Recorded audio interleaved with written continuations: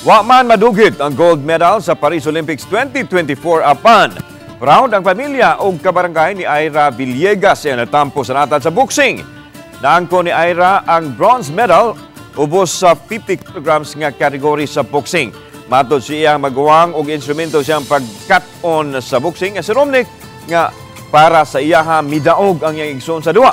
Walang matod pa maipis sa referee ang pagkatumba sa Turkish nga kontra nini. Dihang na knockdown sa second round.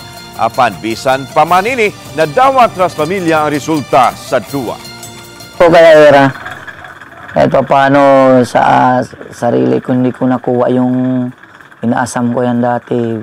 Kahit pa paano siya rin nagpatuloy sa pagboxing sa pamilya namin. Sobrang saya at thankful siya sa kay Papa God na binigyan siya ng pagkakataon.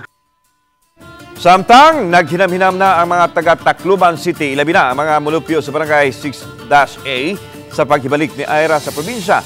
Plano sa barangay Ingunman sa Tacloban City LGU nga mapahigayon og Heroes Welcome. Sa pagkaroon, mapay schedule kung kanus uli si Ira sa Tacloban City. If in case nga bumalik siya dito sa Tacloban, pupunta kami sa airport at magkukuhan kami ng welcome.